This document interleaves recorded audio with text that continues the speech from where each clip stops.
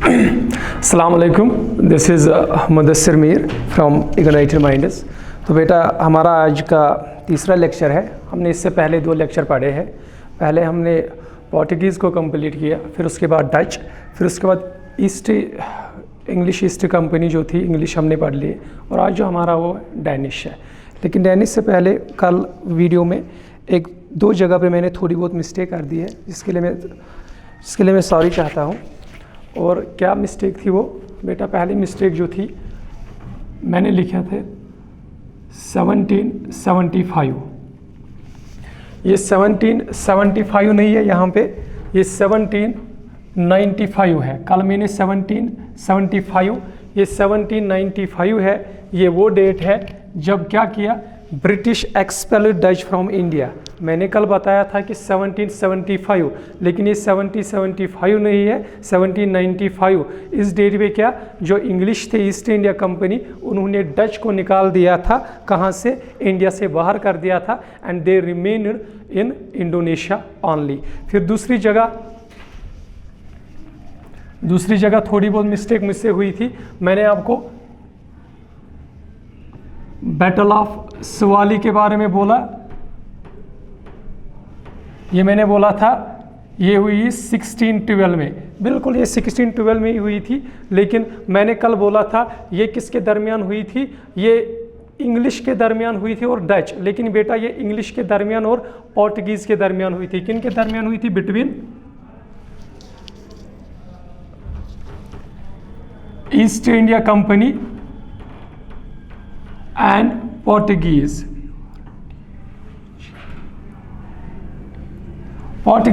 के दरमियान ये बैटल हुई थी। ये कल का वीडियो था, जो मैंने थोड़ी बहुत 1-2 जगह मिस्टेक कर दी। आज ये अपना जो पेज है जहाँ पे आपने कल लिखा था, वो वहाँ से घुमा लो और ये लिख लो, करेक्ट कर लो। तो आज के टॉपिक पे हम आएंगे।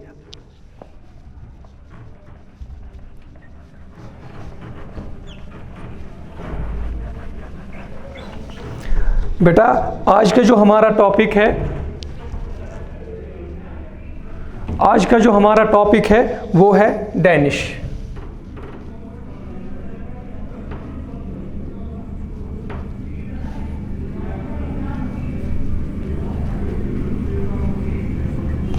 आज जो हमारा टॉपिक है वो है डैनिश। अब पहला क्वेश्चन आपका ये होगा कि डैनिश किन लोगों को हम कहते हैं? तो बेटा डैनिश हम उन लोगों को कहते हैं जो कहाँ से आए थे?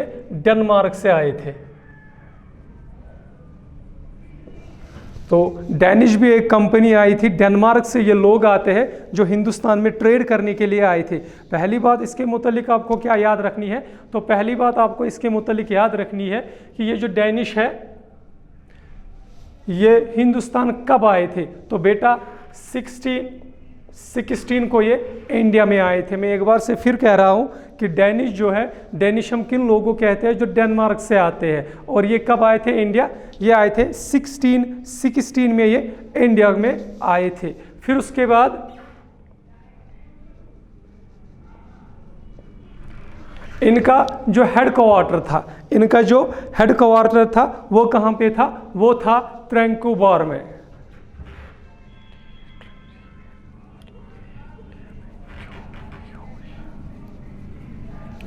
तो ट्रैंकुबार में इनका हेड क्वार्टर था। और ये ट्रैंकुबार जो है ये आता कहाँ पे है? तो बेटा ये आता है तमिलनाडु में। आपके तमिलनाडु में ये ट्रैंकुबार आता है, जो इनका हेड क्वार्टर बना था। 1616 में हिंदुस्तान आए, हेड क्वार्टर ट्रैंकुबार जो कि तमिलनाडु में है। फिर उसके बाद मैं आपको बता दूं बेटा, ये जो बहुत बड़ी कंपनी नहीं थी, इनका बहुत बड़ा एक्सपेंशन नहीं था। छोटी कंपनी थी, ज़्यादा एरिया पे उन्होंने कब्जा नहीं किया था, एक्सपेंड नहीं थी इनकी कंपनी, बहुत छोटे एरिया में ये रही थी। और 1854 वेरी इंपॉर्टेंट डेट।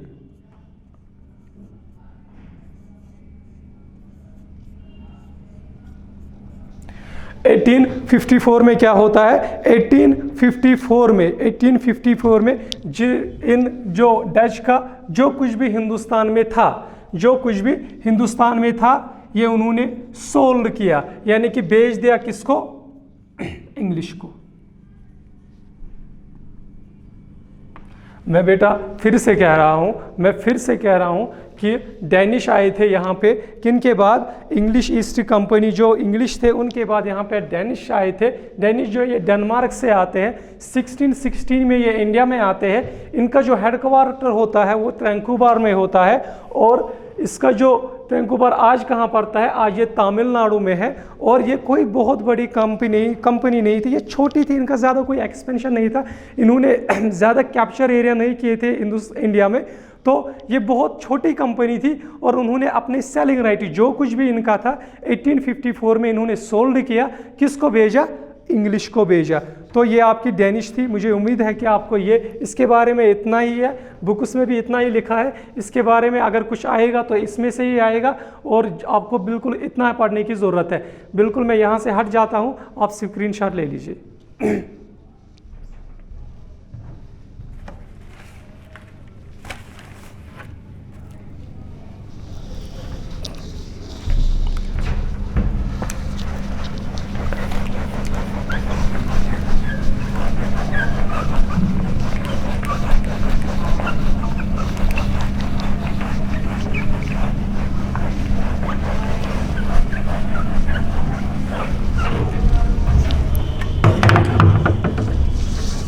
इसके बाद जो आए थे वो आए थे बेटा फ्रेंच।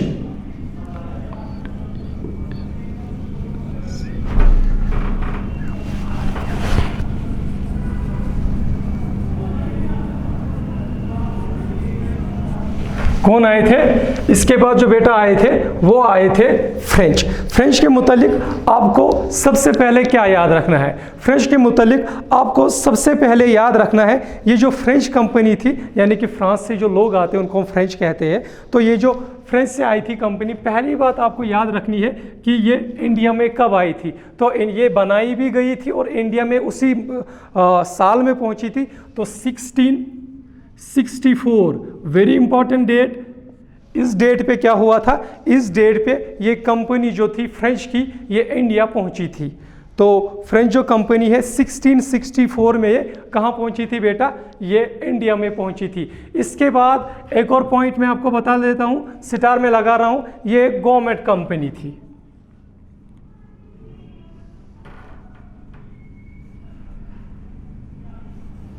अब गवर्नमेंट कंपनी क्या बोले, यानी कि ये जो इंग्लिश ईस्ट कंपनी थी, जो कि इंग्लिश थे, इंग्लिश ईस्ट कंपनी जो थी, आपको इसके मुतालिक क्या याद रखना है, ये कंपनी फ्रेंच की ये गवर्नमेंट कंपनी थी, बाकी जो कंपनीज थी वो प्राइवेट कंपनी थी, वो प्राइवेट कंपनी थी, ये गवर्नमेंट कंपनी थी। ये जब इंडिया आई और तब फ्रेंच का किंग कौन था, वो था लुइस 14।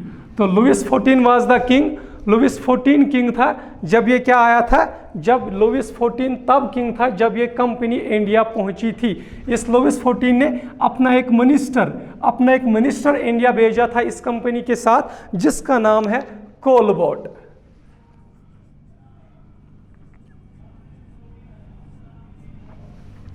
जिसका नाम था कोलबर्ट। तो जब ये कंपनी इंडिया पहुंची थी, उस किंग तब कौन था, फ्रांस में तब किंग कौन था, उसका नाम था लुइस 14। इस लुइस 14 ने अपना एक मिनिस्टर भेजा था, कहाँ पे, इंडिया में भेजा था इस कंपनी के साथ।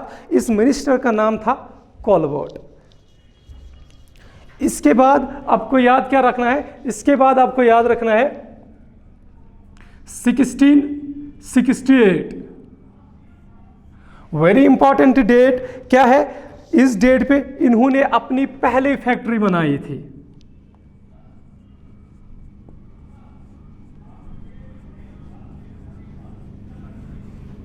इन्होंने अपनी 1668 में इन्होंने अपनी पहली फैक्ट्री बनाई थी, और ये फैक्ट्री उन्होंने कहाँ पे बनाई थी, वंस अगेन कहाँ पे, सूरत में। सूरत में उन्होंने पहली फैक्ट्री बनाई थी। अगर आपसे पूछा जाए इनका हेडक्वार्टर पूछा जाए या फैक्ट्री पूछी जाए, वो दोनों की दोनों कहाँ पे थी, सूरत में ही थी। सूरत इज इन गुजरात। फिर उसके बाद 1672 में इनका एक गवर्नर होता है जिसका नाम होता है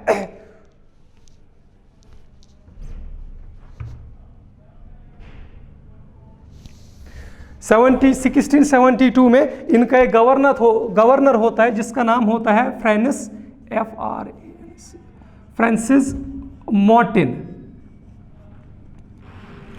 तो 1672 में फ्रांसिस मार्टिन इनका एक गवर्नर होता है। तो बेटा ये क्या काम करता है, ये सबसे इंपॉर्टेंट काम कर लेता है। क्या काम कर लेता है? जो पौंडीचेरी था,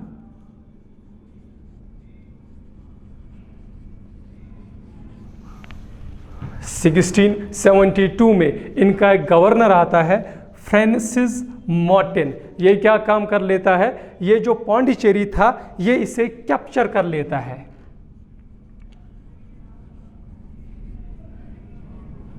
क्या कर लेता है? कैप्चर कर लेता है। अब किससे कैप्चर कर लेता है? ये इसे कैप्चर तो कर लेता है, किससे करता है?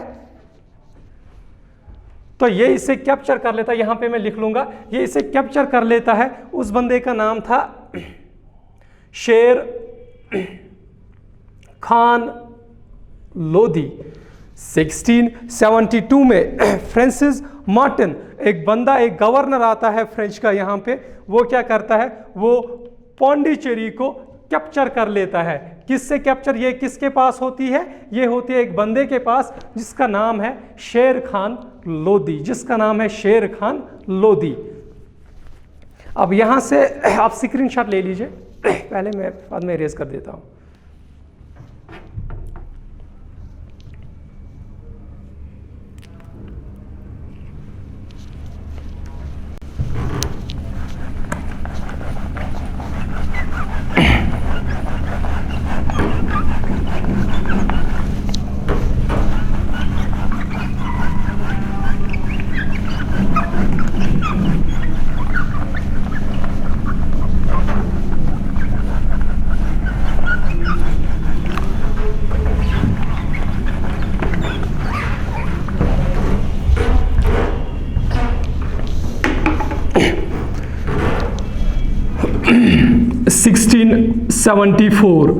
सिक्सटीन 1674 में क्या होता है बेटा? 1674 में होता है ये जो पौंडीचेरी था, जिसे हम आज पुदुचेरी भी कहते हैं, ये जो पौंडीचेरी था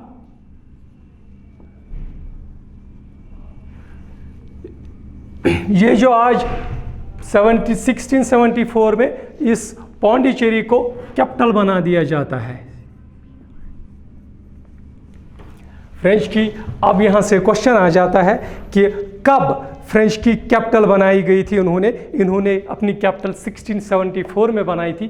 कब बनाई थी? इन्होंने बनाई थी कैपिटल, कौन बनाई थी? पौंडीचेरी को इन्होंने अपनी कैपिटल बनाई थी। इसके आगे जब हम बढ़ेंगे तो इनकी एक फैक्ट्री बंगाल में भी बनाई। ये क्वेश्चन मैंने किसी पेपर में देखा है, ये इसलिए मैं यहाँ पे ऐड कर रहा हूँ। तो इसके आगे आप स्टार लगा लो। इनकी एक फैक्ट्री बंगाल में भी थी। इनकी एक फैक्ट्री बंगाल में भी थी। कहाँ पे थी ये?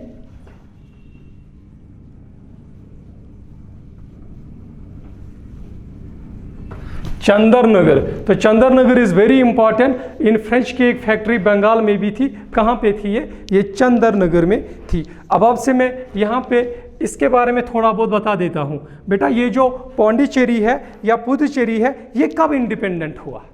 मेरा मतलब है ये कब आज़ाद हुआ? अगर हम अपनी इंडिया की बात करेंगे, इंडिया जो है 1947 में हमने इंडिपेंडेंस हासिल की, हमने आज़ादी ली। किन से? इंग्लिश से ली। किन से ली? इंग्लिश। लेकिन मुझे आप यहां बता दीजिए ये जो पौंडीचेरी था ये कब आज़ाद हुआ? तो बेटा ये आज़ाद हुआ 1954 में। ये किन के अंडर था? ये फ्रेंच के अंडर था। क्वेश्चन वेरी इंपॉर्टेंट बेटा, ये क्वेश्चन आ सकता है आपके एग्जाम में कि पौंडीचेरी कब आज़ाद हुआ? तो ये 1954 में आज़ाद हुआ। अब यहाँ पे मुझे एक और क्वेश्चन याद आ जाता है, वो ये है कि अगर आपसे कल एग्जामिनर पूछेगा कि पहले हिंदुस्तान में पहली कंपनी कौन आई थी फॉरेन से, तो दैट वाज पोर्टुगीज। पोर्टुगीज कब आए थे? 1498 8 को। लेकिन अगर आपसे पूछा जाए आखिर में यहाँ से गया भी कौन, यानी कि वो कौन सी कंपनी थी जो आखिरी में हिंदुस्तान से वापस चली गई, वो बेटा वो भी पोर्टुगीज है, लेकिन कब? 1961 में। इसीलिए मैं यहाँ ये भी कह सकता हूँ कि गोवा है वो आज़ाद हुआ 1961 में, क्योंकि ये जो थे पोर्टुगीज आखिर में सिर्फ गोवा में ही रह गए थे। तो यहाँ से ये आप याद रख लेंगे। फिर उसके बाद एक और पॉइंट, वेरी इंपॉर्टेंट पॉइंट इनके मुतालिक मैं आपको बता देता हूं, वो ये है, इनका एक गवर्नर था जिसका नाम था डुप्लेक्स।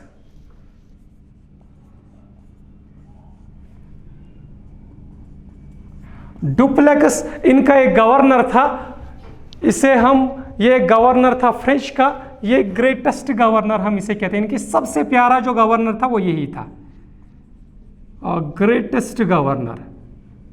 अगर आपसे कभी क्वेश्चन पूछा जाए कि फ्रेंच का जो ग्रेटेस्ट गवर्नर था वो कौन था इंडिया में, तो वो कोई और नहीं था, उस बंदे का नाम था क्या? डुप्लेक्स। तो आप स्क्रीनशॉट ले लीजिए, मैं थोड़ा बहुत हट जाता हूं।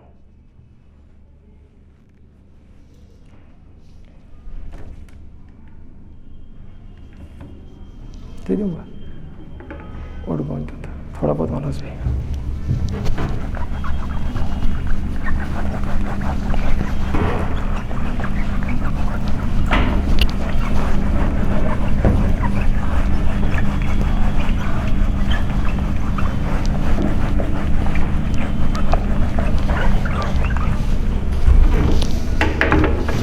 तो ये था कंपनी का लेखा जोखा, कौन कब आया, क्या किया, पहली फैक्ट्री कहाँ पे, पहला गवर्नर कहाँ पे, किसने क्या किया, वेदर पोर्टुगीज के बारे में, पहले पोर्टुगीज, फिर उसके बाद डच, फिर उसके बाद इंग्लिश, फिर उसके बाद डेनिश, और फिर उसके बाद क्या? फ्रेंच आए थे। यानी कि पहले कौन आए?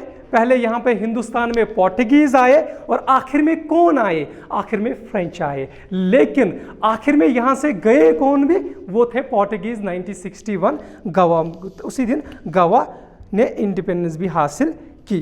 तो ये हमारे कंपनीज के बारे में जो एडवेंट ऑफ यूरोप, ये एडवेंट ऑफ यूरोप आज हमारा टॉपिक जो है वो कंप्लीट यहीं से होता है। मैं आप एक और नए टॉपिक के बारे में थोड़ा बहुत यहाँ आपको इंट्रोडक्शन दूंगा, जो हमें पढ़ना है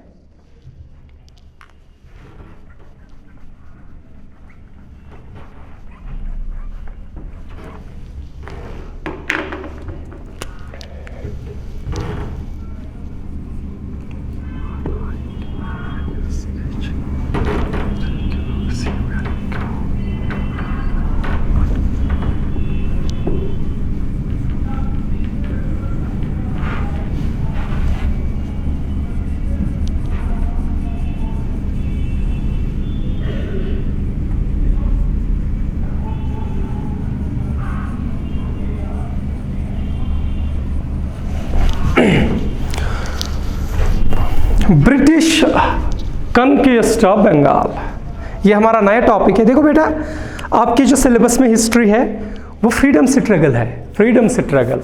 तो फ्रीडम स्ट्रगल जब हम पढ़ते हैं तो हम 1857 से, यानी कि रिवोल्ट ऑफ 1857 से शुरुआत हम करते हैं। और मैं ये भी कहता हूँ कि आपके जो मैक्सिमम क्वेश्चन होंगे ना आपके एग्जाम में, वो 1857 के बाद ही पूछे जाएंगे, 1857 से लेकर 1947 तक।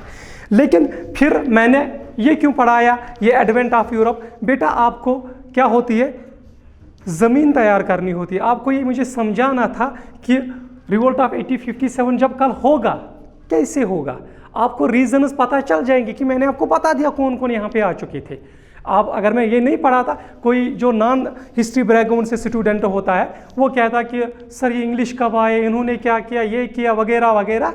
तो इसीलिए मैंने एडवेंट ऑफ यूरोप आपको पढ़ा दिया। अब जो ये ब्रिटिश कॉन्क्वेस्ट ऑफ बंगाल, ये मैं आपको क्यों पढ़ा रहा हूँ? ये मैं आपको इसलिए पढ़ा रहा हूँ क्योंकि इसमें 2 बैटल्स होते हैं, 2 बैटल्स बहुत इंपॉर्टेंट बैटल्स है और कुछ ट्रीटीज भी होती है यहाँ पे। इसीलिए मैं फिर से कह रहा हूँ, यहाँ पे 2 बैटल्स होते हैं इसमें और कुछ ट्रीटीज होती है साइन जो इंग्लिश और दूसरे के बीच में होती है, और इसीलिए मैं कह रहा हूँ यहाँ से आपके 2 क्वेश्चन बन सकते हैं। इसीलिए मैं कोई भी रिस्क नहीं ले सकता हूँ, इसको मैं स्किप नहीं कर सकता हूँ। इसलिए यहाँ आपसे कुछ क्वेश्चन पूछे जा सकते हैं एग्जाम में, क्योंकि इसमें 1-2 चीज़ें इतनी इंपॉर्टेंट है आपके लिए जिनसे क्वेश्चन आज तक काफ़ी बार पूछा गया है। इसीलिए मैंने आपको कहा कि मैं आपको इसीलिए ये टॉपिक पढ़ा रहा हूँ। चलो ठीक है।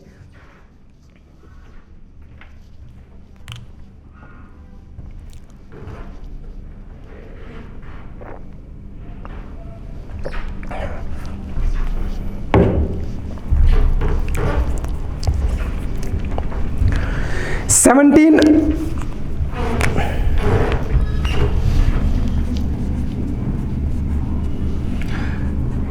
1717 का दौर होता है, जब क्या होता है बंगाल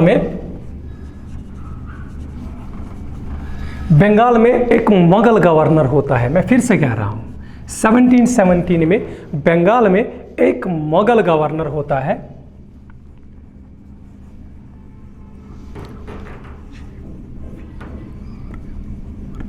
एक मुगल गवर्नर होता है जिसका नाम होता है मुर्शिद अली खान।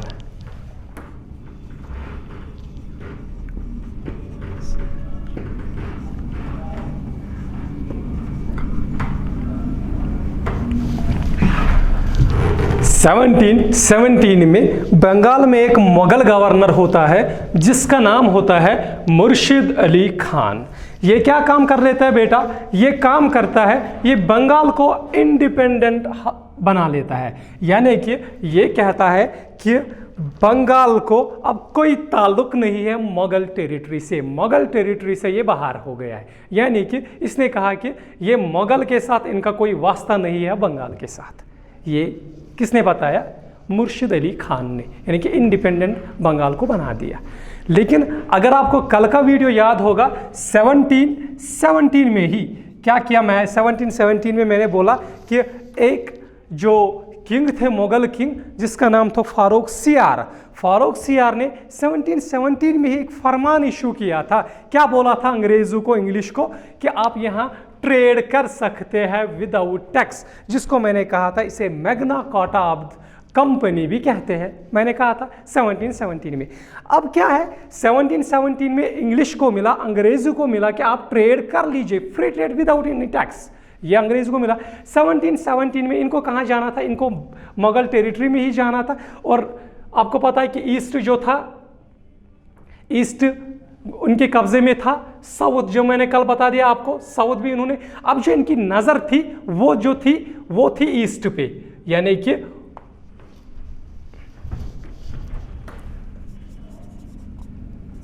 वेस्ट में इन्होंने अपनी फैक्ट्रीज बना ली थी, साउथ में भी बना ली थी। अब जो नजर थी वो इनके ईस्ट पर थी। अंग्रेजों की नजर, इंग्लिश की नजर अब ईस्ट पे थी, और इंग्लिश की नजर जो ईस्ट में थी वो पर्टिकुलरली कहां पे थी? तो पर्टिकुलरली वो बंगाल पे ही थी।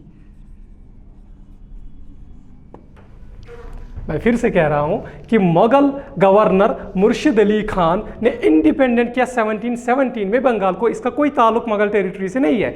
लेकिन यहाँ पे 1717 में ही फारूक सियार अंग्रेजों को कहते कि आप ट्रेड कीजिए, मुगल टेरिटरी जितनी भी है आप ट्रेड कीजिए विदाउट एनी टैक्स। यहाँ भी थे, वेस्ट में भी थे, साउथ